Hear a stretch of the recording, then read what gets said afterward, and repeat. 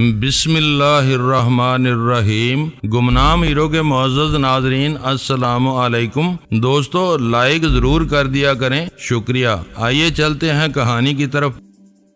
بکواس کرتے ہو تاہیے، مگر یاد رکھو یہ سودا تمہیں بہت مہنگا پڑے گا۔ مہنگا تو خریدا ہی ہے ہم تینوں کو زخمی کر دیا تھا تم نے، اور جب ہم آہو صاحب سے ملے تو معلوم ہوا کہ گردن کا داؤ تم اور صرف تم ہی جانتے ہو۔ تمہیں آج میں ادھر پہچان نہ لیتا تو مجھے زندگی بھر افسوس رہتا۔ اب کیا چاہتے ہو؟ کچھ بھی نہیں، بس وہ 2 لاکھ روپیہ اور وہ ہیرے آہو کو واپس کر دو۔ ان کی مالیت 24 لاکھ روپے ہے۔ بچے اور تمہاری آسیہ اور نفیسہ اب اس کے حرم میں ہیں۔ تاہیوں کو میں یوں ہی ایسا بدماش سمجھا تھا، مگر اس کی باتیں سن کر میرے ہوش اڑ گئے۔ وہ بھی آہو کا ہلکا بگوش تھا اور آبی کو وہی اس کے پاس لے گیا تھا، اور اب وہ میری گردن دبا رہے تھے محض اس شک کی بنیاد پر کہ میں آہو کی الماری سے وہ مال نکال لایا تھا، حالانکہ میں نے وہاں سے صرف اپنی ہی رقم سروری بیگم سے واپس لی تھی۔ معلوم یہ ہوتا تھا کہ باقی سارا مال وہ ماجدہ اٹھا کر لے گئی تھی۔ اس نے رقم کا ذکر تو مجھ سے کیا تھا، مگر یہ اس نے مجھے قطعاً نہیں بتایا تھا کہ وہ وہاں سے ہیرے بھی اٹھا لائی تھی۔ یہ نیا پیچ پڑا تھا، اور اب میں کسی بھی طرح انہیں یقین نہیں دلا سکتا تھا کہ وہ چیزیں میں نے نہیں ماجدہ نے اٹھائی ہوں گی۔ کیا تم آبی سے ملے ہو؟ میں نے تاہیے کے لہجے کے تند سے صرف نظر کرتے ہوئے کہا۔ نہیں، وہ ہمیں نہیں ملا ہے، مگر مل جاتا تو شاید تم یہ جھوٹ نہ بول سکتے۔ میں نے محسوس کیا کہ وہ یہ بات کہتے ہوئے مجھ سے آنکھ نہیں ملا رہا تھا۔ میں تمہیں کیسے یقین دلاؤں تاہیے کہ میں نے صرف اپنی ہی رقم سروری بیگم سے لی تھی؟ پھر دوسرا مال کس نے اٹھایا تھا وہاں سے؟ اس کا مجھے کچھ علم نہیں۔ ایک لڑکی ماجدہ وہاں آئی تھی، وہ میری دوست تھی۔ اس نے وہاں سے 1 لاکھ روپیہ اٹھایا، مگر ہیروں کا اس نے مجھے نہیں بتایا۔ بالکل غلط کیوں قطر دین؟ ہے نا یہ شخص اسٹوری باز قسم کا آدمی؟ اب اپنی کسی بھتیجی ماجدہ کا ذکر کر رہا ہے، مگر جیلانی بچے یوں تیری جان نہیں چھوٹے گی۔ مال آہو کو واپس کر دو گے تو رسی کھول دوں گا، ورنہ نہیں۔ قسم پر اعتبار کرو تو میں وہ بھی کھا سکتا ہوں، میں نے بہت بجھے ہوئے لہجے میں کہا۔ بالکل بکواس۔ وہ کیا کہتے ہیں، چوراں یاراں عاشقاں قسماں سنگ بیوپار۔ کیوں اوے گوگے؟ میرا خیال ہے یہ جھوٹ نہیں بول رہا ہے تاہیے۔ اس سے پوچھو وہ ماجدہ کہاں ہے۔ مجھے نہیں معلوم کہ وہ کہاں ہے، مگر اسے آبی بگا کر لے گیا تھا تاہیے۔ بک نہیں ہوئے، آبی ایسا آدمی نہیں ہے۔ وہ استری پر ہاتھ ڈالنا کفر سمجھتا ہے۔ نہ مانو، مگر مجھے تو یہی معلوم ہے۔ لیکن یاد رکھو تاہیے، اس آہو سے بھی کہہ دو کہ اگر آسیہ اور نفیسہ کو کوئی نقصان پہنچا تو پھر قیامت آ جائے گی۔ جیلانی سے وہ بچ نہیں سکے گا۔ دھمکی مت دے استاد، ہمیں معلوم ہو چکا ہے کہ تو تنہا کام کرنے کا عادی ہے، اور ہمیں پتا ہے تیرے پیچھے ایک تنکا بھی نہیں ہلے گا۔ تو اپنے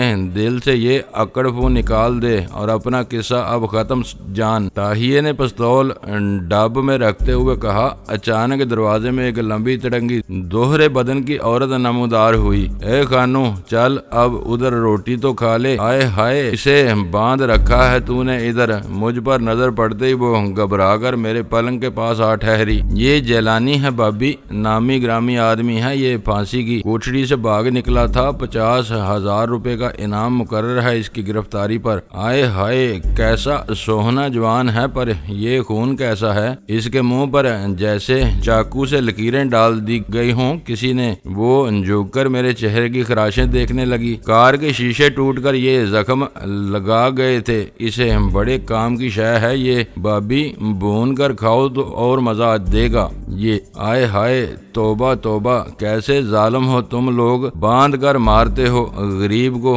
میرے ویر، ایسی شکل ہے اس کی۔ چلو چھٹی ہوئی، پرے دفع ہو جا صابری، ورنہ جامپڑ مار دوں گا۔ چل ادھر۔ یہ خانو نے اسے کمرے سے باہر دھکیل دیا۔ اے مجھے کیا، کھو میں ڈال دو اس کو، میں لعنت بھیجتی ہوں تم پر اور اس پر۔ وہ بڑبڑاتی ہوئی باہر نکل گئی۔ اب کیا پروگرام ہے تاہیے؟ یار جی؟ قطب دین نے پوچھا۔ راتب ڈال دو اس کے آگے، آہو صاحب کا حکم ہے کہ اس سے وہ رقم اور ہیرے لے کر اسے ہمیں پولیس کے حوالے کر دیں گے تاکہ وہ اس کی گردن لمبی کر کے اسے گھر واپس بھیج دیں۔ ایسا نہیں ہوگا طاہیہ، میری گردن کے لیے ابھی کوئی رسا نہیں بنا ہے استاد۔ اس آہو سے کہہ دینا کہ آسیہ اور نفیسہ پر آنچ آئی تو پھر نہ مسند آرا رہے گی نہ سربری بیگم، اینٹ سے اینٹ بجا دوں گا میں اس کے گھر کی۔ میں نے گراتے ہوئے کہا، دیکھا جائے گا بچے، ابھی تو ریسٹ کر، ریسٹ، اور سوچ رکھ کہ تو پہلے مال دے گا یا جان۔ یہ کہہ کر طاہیہ اپنے ساتھیوں کو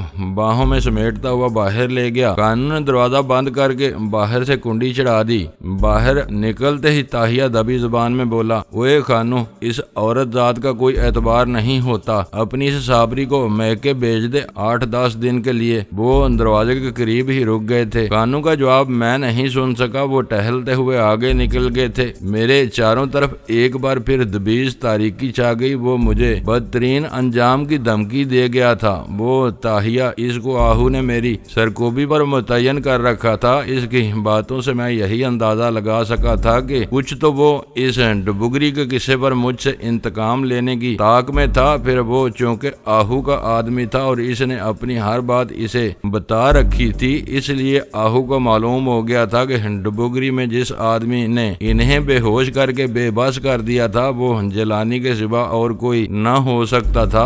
آبی پر سے آہو کا اعتماد اٹھ چکا تھا۔ عین ممکن ہے کہ انہوں نے آبی کو پکڑ کر اسے بھی ذلیل اور رسوا کر دیا ہو، کیونکہ طاہیہ جب اس کا ذکر کر رہا تھا تو اس کے چہرے پر عجیب سا معنی خیز تاثر ابھرتا نظر آتا تھا۔ آہو کے ایماب پر طاہیہ نے ہو سکتا ہے کہ آبی پر بھی ہاتھ ڈال دیا ہو، کیونکہ آہو کے گھر سے جب مال غائب ہوا تو اس وقت آبی بھی میرے ساتھ تھا۔ وہ ہم دونوں کو اس کا ذمہ دار ٹھہراتا ہوگا۔ ماجدہ کے وجود کو وہ کسی بھی طرح تسلیم نہیں کر سکتے تھے، کیونکہ اسے تو ان میں سے کسی نے بھی نہیں دیکھا تھا۔ سب سے زیادہ کوفت مجھے اس بات پر ہو رہی تھی کہ آسمان سے گرا کھجور میں اٹکا کہ مصداق میری وہ حرمہ نصیب بہن آسیہ اور وہ اپنی بدقسمتی کی شاکی نفیسہ اب اس آہو کی گرفت میں آ چکی تھیں، اور مجھے نہیں معلوم تھا کہ وہ انہیں کن ذلتوں سے دوچار کرے گا۔ وہ ایسا بدطینت آدمی تھا کہ اس سے محض اس شک کی بنا پر کہ مجیدن کی ماں نے میری مدد کی تھی، اس کی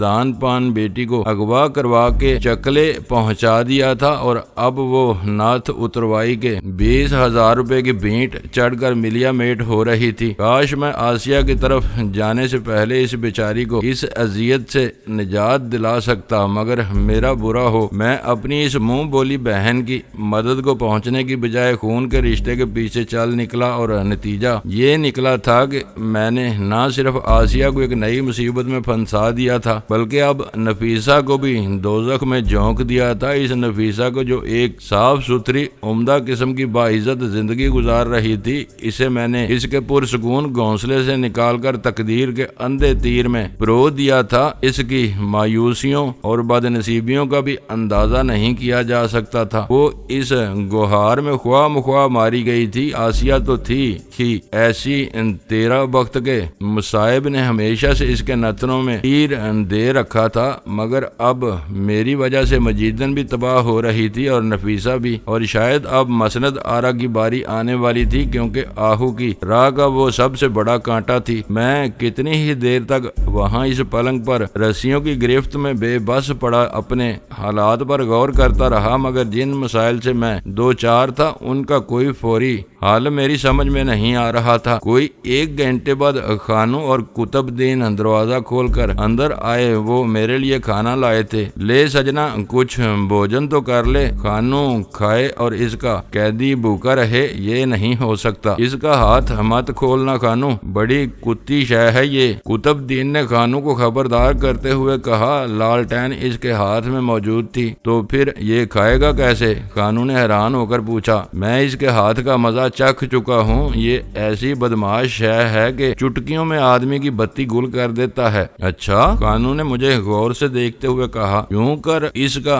بایاں ہاتھ کھول دے، اس کا یہ بازو زخمی بھی ہے، پٹی بندی ہے، اوپر شاید گولی لگ گئی تھی اسے۔ اب زخم تو بہتر ہے، میں دیکھ چکا ہوں، پھر بائیں ہاتھ سے یہ کوئی کرتب بھی نہیں دکھا سکے گا۔ گا۔ ہاں یہ ٹھیک رہے گا، تو نے تو مجھے ڈرا ہی دیا تھا، میں سمجھا خاص کینچی مارتا ہے یہ۔ خانو نے آگے بڑھ کر میرے بائیں ہاتھ کو صرف اتنا سا کھولا کہ میں لقمہ توڑ کر منہ تک لے جا سکتا۔ بڑی مشکلوں سے میں نے وہ کھانا زہر مار کیا۔ مرغے کی ایک ٹانگ اور کچھ اور اچھی بوٹیاں رکابی میں رکھی تھی۔ میں سمجھ گیا کہ وہ صابری کی نوازش ہے، وہ مجھے ویر ایسا سمجھتی تھی اور مجھ پر ترس کھاتی تھی۔ کھانا کھا کر میں نے پانی پیا تو خانم بولا، اور مجھے کچھ سگریٹ دے دو، تمہاری مہربانی ہے۔ ابے اسے سگریٹ مت دینا خانو، بڑی پلید شے ہے یہ، سگریٹ سے رسی جلا کر یہ اپنی جکڑ بند کھول لے گا۔ تو ٹھیک کہتا ہے یار، مجھے تو معاف ہی رکھ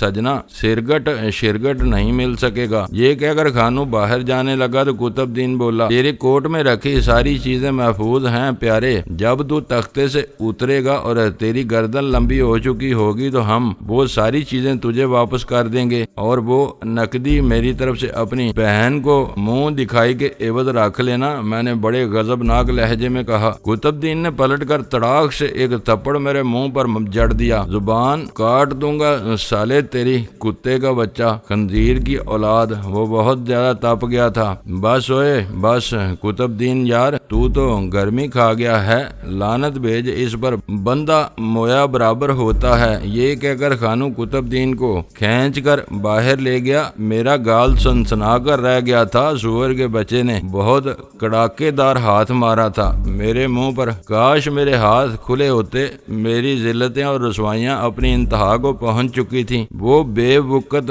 سا بے حیثیت اور بے مغز قطب الدین بھی مجھے تھپڑ مار کر چلتا بنا اور میں دیکھتا ہی رہ گیا تھا۔ میری انا کی پشت پر ایسے تازیانے پڑ رہے تھے کہ میں بلبلا اٹھتا تھا مگر کچھ بھی نہ کر سکتا تھا۔ اس رات میں دل سے چاہتا تھا کہ پولیس آ جائے میری تلاش میں، وہاں تک آ پہنچے اور مجھے پکڑ کر ان کتوں کی گرفت سے نجات دلا دے، وہ مجھے تختہ دار پر ہی چڑھا دیں، مگر میں ان کے ہاتھوں اس بے حد و حساب ذلت سے بچ جاؤں گا۔ ان کے طفیل شاید میری وہ بہن بھی محفوظ ہو جائے گی۔ اس کی عصمت کے لالو گوہر اس رات آہو کے رحم و کرم پر تھے اور نفیسہ بھی اس کی ہوس کی بینٹ چڑھ سکتی تھی۔ یہ تصور ہی مجھے خون کے آنسو رلا دینے کے لیے بہت کافی تھا، مگر کچھ بھی نہ ہوا۔ میری فریاد اس اندھیری کوٹھڑی میں گھٹ کر رہ گئی تھی۔ میری مایوسی حد سے بڑی تو میرے آنسو بہ نکلے۔ میں رو دیا۔ ہاں میں غلام جلانی، ایک تنو مند تند خونخوار صفت غلام جلانی، اس رات کے پہلے پہر کے دیگر سناٹے میں امڑ کر آنسو بہاتا رہا کہ میری بے بسی دیدنی تھی، میری شکستگی باعث عبرت تھی۔ میرے ہاتھوں میں طاقت موجود تھی مگر ان سے کام نہ لے سکتا تھا۔ مجھے نیند نہیں آ رہی تھی اور وقت آہستہ سرک رہا تھا۔ 400 بھیانک سناٹا طاری تھا۔ مجھے معلوم تھا کہ خانو نے باہر دروازے پر تالا ڈال دیا تھا، وہ مجھے کوئی موقع بھی نہیں دینا چاہتے تھے۔ ان سے اتنا بھی نہ ہوا کہ مجھے سردی سے بچاؤ کے لیے کوئی لحاف، کوئی کمبل، کوئی چادر ہی دے دیتے۔ وہ مجھے زیادہ سے زیادہ اذیت دینا چاہتے تھے۔ ابھی تک انہوں نے مجھ پر کوئی تشدد نہیں کیا تھا۔ شاید وہ آہو کے مزید احکامات کے منتظر تھے۔ جو مجھ سے 2 لاکھ روپے اور ہیروں کی واپسی کا مطالبہ کر رہا تھا، مجھے معلوم تھا وہ میری کسی بھی بات پر یقین نہیں کریں گے اور مجھ سے سچ اگلوانے کے لیے مجھ پر ہر طرح کے نرم و گرم ہتھ کنڈے آزمائیں گے۔ میری وحشت انہیں 60,000 روپیہ تو مل ہی گیا تھا۔ میرا پستول بھی ان کے ہاتھ آ چکا تھا۔ میری سٹین گن شاید انہیں نہ مل سکی ہو کیونکہ وہ کار کی سیٹ کے نیچے تھی، مگر یہ 2 لاکھ روپیہ اور ہیرے میرے باس کی بات نہیں تھی اور مجھے نہیں معلوم تھا کہ وہ ماجدہ کہاں ہے۔ یقیناً وہ ہیرے اس کے پاس ہوں گے۔ اس خبیث گنی عورت نے مجھے ایسی مصیبت میں پھنسا دیا تھا کہ اس سے گلو خلاصی کی کوئی صورت مجھے نظر نہیں آتی تھی۔ میرا خیال ہے کہ اس وقت آدھی رات گزر چکی تھی، میں بھی ابھی تک جاگ رہا تھا۔ مجھے محسوس ہوا کہ کسی نے دروازے کے تالے پر ہاتھ ڈالا ہے۔ میری تمام تر توجہ دروازے پر مرکوز ہو گئی۔ مجھے قطعاً اندازہ نہیں تھا کہ دروازے پر کون ہے۔ پھر مجھے احساس ہوا کہ تالا کھل گیا ہے، مگر ابھی کنڈی کوئی شخص کھول ہی رہا تھا کہ مجھے دھپ کی سی آواز سنائی دی اور اس کے ساتھ ہی بھیانک چیخ صحن میں گونج گئی۔ تیری یہ جرت تاہیہ ٹھیک ہی کہتا تھا۔ یہ خانو کی آواز تھی۔ وہ गुर्रा रहा था। इसने शायद किसी की कमर में लाठी मार दी थी। छोड़ दे मुझे खानू, छोड़ दे वरना अच्छा नहीं होगा। ये साबरी की आवाज थी, वो चीख रही थी। गश्ती इस वक्त उठी है, तेरा तो मैं खून पी जाऊं। अचानक कोई आदमी दरवाजे के साथ टकरा गया। इन दोनों में बकायदा दींगा मुश्ती हो रही थी। साबरी बुरी तरह हाँप रही थी और उसने शायद खानू के किसी नाजुक हिस्से को गिरफ्त में ले लिया था, क्योंकि अब वो बुरी तरह चीख रहा था, यूं जैसे इसे ज़िबा किया जा रहा हो। दुहाई भी वो यही दे रहा था, मुझे छोड़ दे, ओ मैं मर गया। इसने ये कहते हुए एक भयानक चीख मारी और इसके साथ ही कुंडी किसी ने खोल दी। अब मेरे सामने साबरी खड़ी थी। वो अंधेरे में मेरी रस्सियां टटोल रही थी, मगर अभी वो कुछ भी ना कर पाई थी कि 3 आदमी आंधी तूफान की तरह कमरे में घुसे और साबरी को बालों, बाजुओं और टांगों से पकड़कर घसीटते हुए बाहर ले गए। इन्होंने दरवाजे से बाहर निकलते ही इस पर लातों, मुक्कों, थप्पड़ों की बारिश कर दी। वो बेचारी अब बुरी तरह चीख रही थी। मैंने कहा भी था खानू, औरत जात पर भरोसा नहीं किया जा सकता, मगर ये गधा माना ही नहीं, ताहिये ने हाँफते हुए कहा। इन्होंने साबरी को मार मार कर चंद ही लम्हों में अदमवा कर दिया था। चल लोए, डाल दे इस चुड़ैल को उधर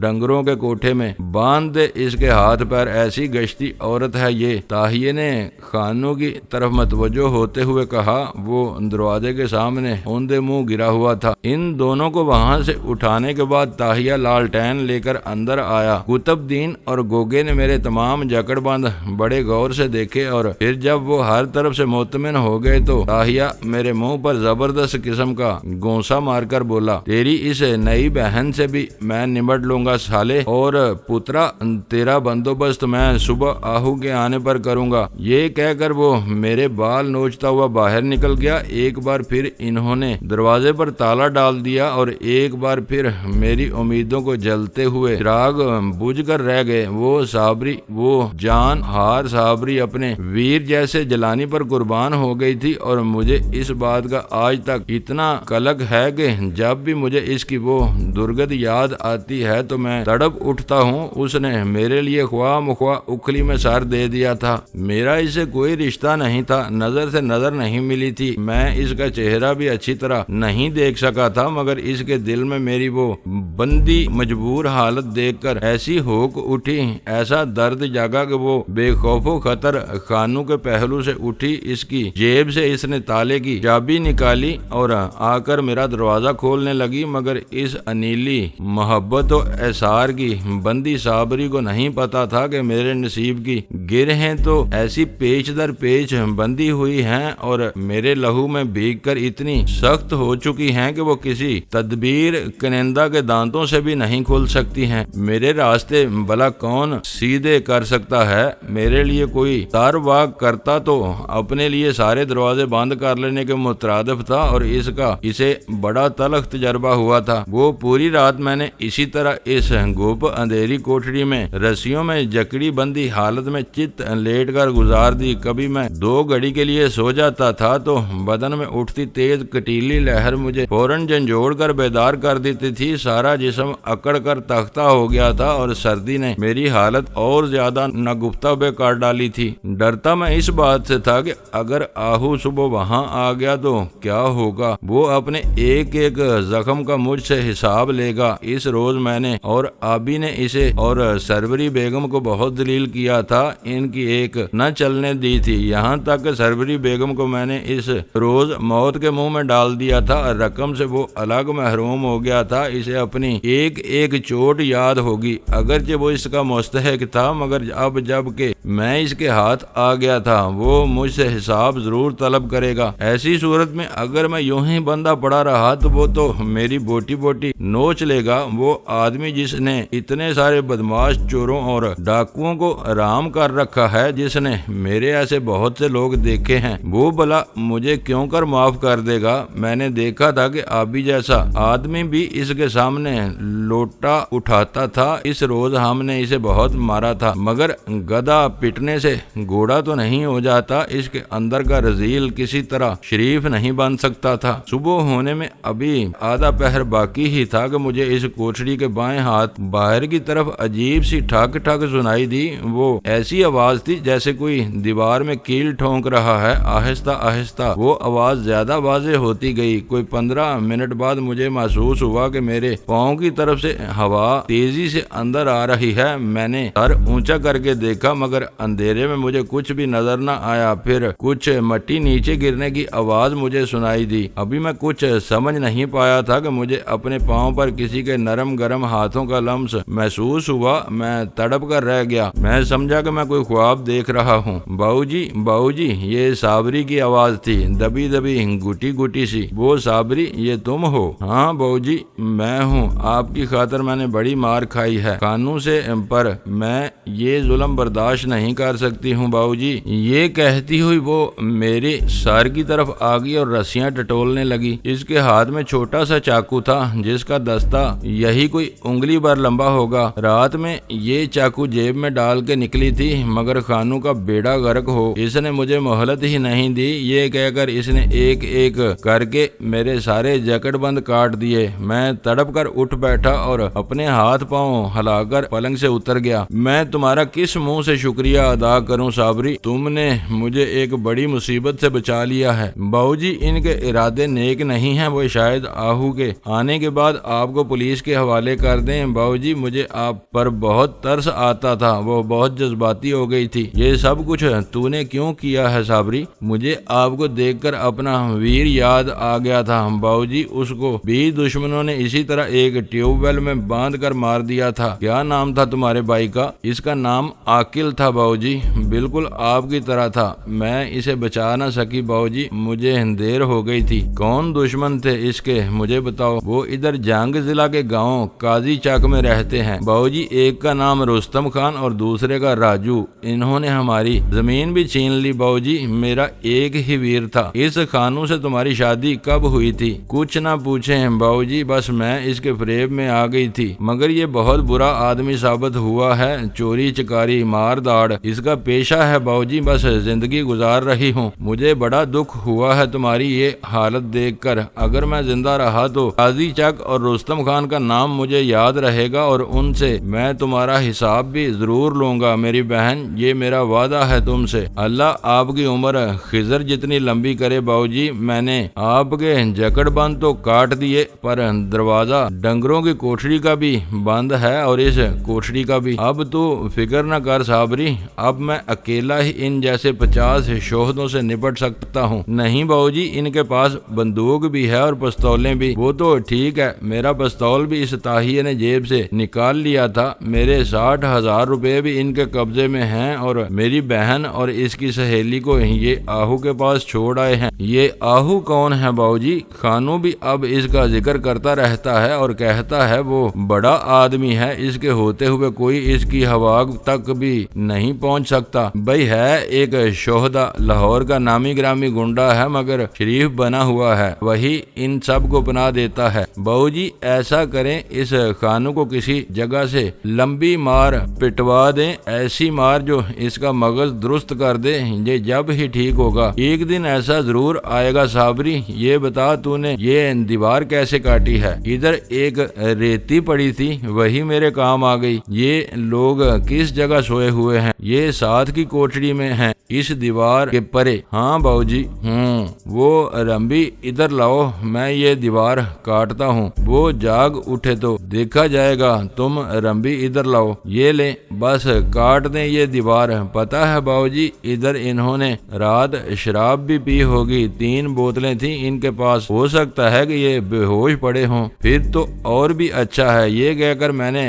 رمبی لے کر دیوار میں سوراخ کرنا شروع کر دیا۔ وہ بربری سی بے جان مٹی جلدی جلدی کٹنے کی لگی اور کوئی 15 منٹ بعد میں دیوار میں اتنا بڑا شگاف ڈالنے میں کامیاب ہو گیا کہ اس میں سے اب میں آسانی سے لیٹ کر گزر سکتا تھا۔ ٹھہریں باؤ جی، پہلے میں اندر جاتی ہوں۔ اس پگلی کو اپنی جان سے زیادہ میری جان کی فکر تھی۔ ایسی مخلص اور بے پایا اثار کی حامل عورت میں نے آج تک نہیں دیکھی۔ اسے اسے پتا تھا کہ وہ زہر ہے، مگر چاہتی تھی کہ پہلے وہ چکھ لے تاکہ اگر موت آئے تو سب سے پہلے وہ اپنی جان کا نذرانہ اسے پیش کر سکے۔ میں نے اسے پیچھے ہٹا دیا اور خود اس سیند کے منہ میں سر ڈال کر آگے نکل گیا۔ یہ میری خوش قسمتی تھی کہ وہ چاروں اس گھڑی بے سود ہو کر آڑے ترچھے پڑے تھے۔ صابری ٹھیک ہی کہتی تھی کہ روشن دان میں سے چھین کر اندر آنے والی چاندنی میں نے جائزہ لیا تو ان کی چار پائیوں کے نیچے مجھے شراب کی بوتلیں نظر آئیں۔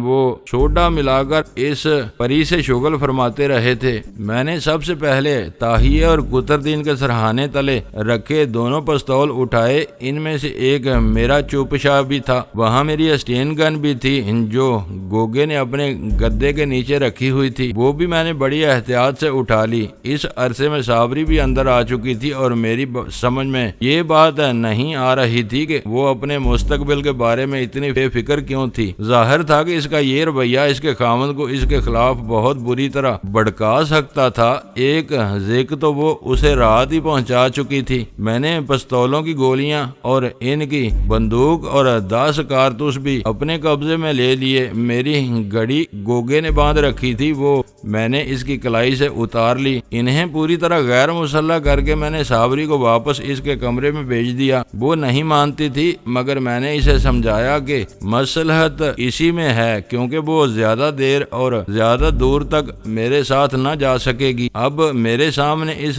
روپے کا مسئلہ تھا جو وہ لوگ میری جیب سے نکال چکے تھے۔ میرا کوٹ ایک طرف دیوار کے ساتھ کیل پر ٹنگا ہوا تھا اور بالکل خالی تھا، وہ میں نے اتار کر پہن لیا۔ روپے کی تلاش میں مجھے خاصی دیر لگ گئی، بالآخر میں نے اسے ڈھونڈ ہی لیا۔ ان سالوں نے سارے نوٹ ایک گڑھے میں بند کر رکھے تھے جس میں گندم بھری تھی، وہ میں نے زمین پر الٹ دیا تو اس میں سے مجھے وہ نوٹ مل گئے۔ میرے حساب کے مطابق وہ بالکل پورے تھے۔ میں نے وہ بڑی احتیاط سے تقسیم کر کے مختلف جیبوں میں بھرے اور پھر طاہی اور قطب دین کی چارپائی الٹ دی۔ وہ لحاف سمیت نیچے گرے تو میں نے چارپائی پیچھے ہٹا دی۔ اوے سور کے پتر، آہستہ چل لوئے، ایکسیڈنٹ کرائے گا کیا حرام خور۔ طاہیے قطب دین نے آنکھیں موندے موندے طاہیے کو گالی دی۔ وہ شہدا ابھی تک نشے کی دھوت میں تھا۔ طاہیے نے کوئی جواب دینے کی بجائے قطب دین کے گلے میں باہیں ڈال دیں۔ وہ بھی سالہ غین ہو رہا تھا، ان سے الجھنا بیکار تھا۔ انہیں ان کے حال پر چھوڑ کر میں نے ان کا